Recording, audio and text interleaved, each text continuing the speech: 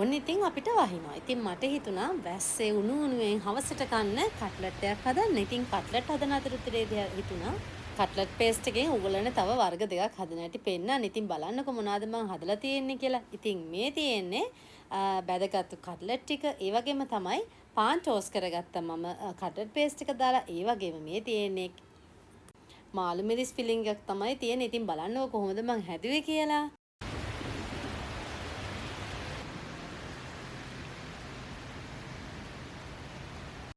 ඉතින් මෙන්න මේ වගේ කට්ලට් පේස්ට් එකක් ඕගොල්ලෝ හදාගත්තා නම් සැමනුයි අලයි පාවිච්චි කරලා ඕගොල්ලන්ට මේක ස්ටෝර් කරලා කැමති කෑමක් කට්ලට්, පැටිස්, මාළු පාන්, ඒ වගේම කැමති ඕනම දෙයක් හදාගන්න පුළුවන්. ඉතින් මේ තියෙන්නේ මාළු මිරිස් කරල් කට්ලට් පේස්ට් එකෙන් පුරවපු රෙසිපි. ඉතින් මේක මම කඩලපිටි ඒ වගේම තමයි පැටර් එක විදිහට කඩලපිටි බ්‍රෙඩ් ක්‍රම්ස් අල්ලලා ඒ විදිහට තමයි හදලා තියෙන්නේ. කැමති ක්‍රමයකට ඕගලන්ට හදා ගන්න පුළුවන්. ඉතින් ඒ වගේම පාන් ටෝස්ට් කරලත් හදාගත්තා. ඉතින් මේක නම් උදේ බ්‍රෙක්ෆාස්ට් එක විදිහට ඕගලන්ට ගන්න පුළුවන්. ඊසි බ්‍රෙක්ෆාස්ට් රෙසිපි එකක්.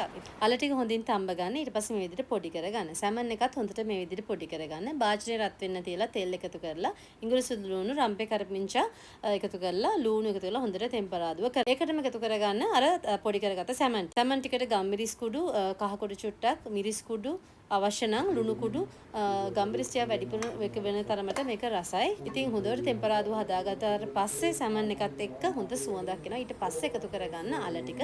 අවසානට දෙහි එකතු කරලා ලිපෙන් බාලා මෙන්න මේ විදිහට නිමුණට පස්සේ බෝල හදාගන්න තමයි තියෙන්නේ. ඉතින් මේවා ටික පැත්තකින් තියාගෙන බිත්තර දෙකක් අරගෙන මම හොඳට විස්කයෙන් හරි ෆෝක් එකකින් හරි හොඳට මේ විදිහට කසා ගන්න. ඊට පස්සේ ඒක මුලින්ම අර එක කට්ලට් බෝල් එකක් අරගෙන අර බිත්තර සාරුවේ දාලා ඒක හොඳට ගාලා පාන් කුඩු වල තවර ගන්න තමයි තියෙන්නේ. කැමති නම් දෙපාරක් කරගන්න. මොකද අර දැන් බිත්තර සාරුවේ දාගත්තාම කට්ලට් එකේ තියෙන අර ඝනකම අඩුයි. ඉතින් ඒ වගේම හරිම රසයි. ඉතින් මේ තියෙන්නේ මම හදාගත්ත කට්ලට් එක. ඉතින් ගැඹුරු තෙලට දාලා මෙන්න මේ වගේ රණුන් පාට වෙනකම් බැද ගන්න තමයි තියෙන්නේ. මතක තියාගන්න කට්ලට් පේස්ට් එක හදනකොට අනිවාර්යයෙන්ම සැමන් ටික හොඳට අර ටෙම්පරාදුවත් එක්ක පොඩ්ඩක් අර වතුර ගතිය යනකම් ඩ්‍රයි වෙනකම් බැදගත්තට පස්සේ මේ හදාගන්න කට්ලට් පේස්ට් එක මාරම රහයි. අවසානට දෙහි ටිකක් එකතු කරගන්න. ඉතින් දැන් කට්ලට් හදාගෙන ඉවරයි. ඉතින් දැන් මම ඔයාලට ඊළඟට ෂෙයා කරගන්න යන්නේ හවසට කන්න පුළුවන් රසම රස මාළු මිරිස් වලින් හදාගන්න මාළු මිරිස් පකෝරා එකක්.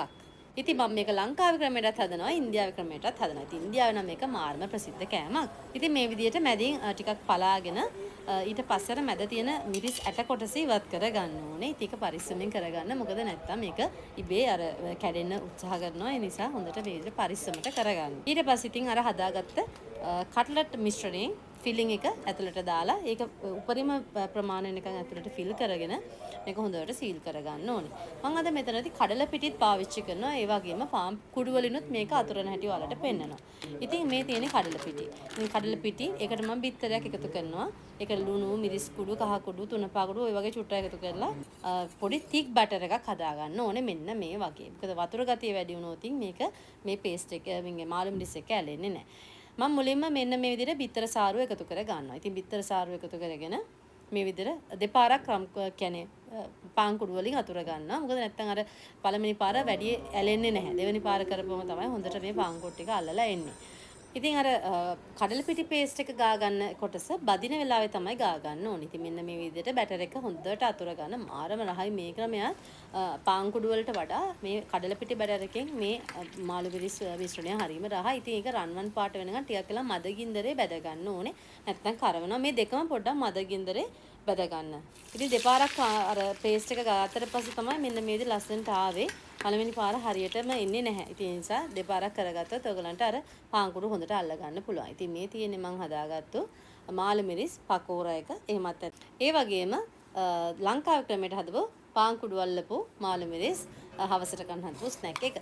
ඉතින් දැන් පාන් එක ටෝස් කරගන්න හැටි බලමු. මෙන්න මේ වගේ දෙපැත්තට බටර් ගාගෙන ටෝස්ටර් එකට එක පැත්තක් තියාගෙන ඊට පස්සේ ඉතින් අර ෆිලිං එක පුරවලා මේ හොඳට ටෝස්ට් වෙනකන් තියලා කන්න තමයි තියෙන්නේ. ඉතින් මේක නම් ගොඩාක් වෙලාවට මම රෙකමන්ඩ් කරන්නේ උදේ ආහාරයට හරි ලේසියෙන්ම හදා ගන්න පුළුවන්. ඔයාලන්ට පුළුවන් මේ පේස්ට් එක ෆ්‍රිජ් එකේ දාලා තියාගෙන මේක යූස් කරන්න. ඉතින් අර දැන් ඔයගලට ක්‍රම තුනක්ම මම පෙන්නුවානේ. ඉතින් කැමති ක්‍රමයකට මේක හදා ගන්න පුළුවන්. ඉතින් කට්ලට් පේස්ට් එකකින් පැටිස් මාළු පාන් ඒ වගේම තමයි රෝල්ස් බිත්තර රෝල්ස් ඉතින් දැන් මේ වගේ පාන් ටෝස් කරගන්න පුළුවන් සෑන්ඩ්විචස් හදන්න පුළුවන් ඉතින් කැමති ගොඩාක් කෑම වර්ග තියෙනවා මේ පේස්ට් එක හදලා ෆ්‍රිජ් එකේ දාලා ඔයගලන්ට ස්ටෝර් කරලා තියාගෙන යූස් කරන්න පුළුවන් ඉතින් මේ තියෙන්නේ මම හදාගත්තු රසම රස කෑම ටික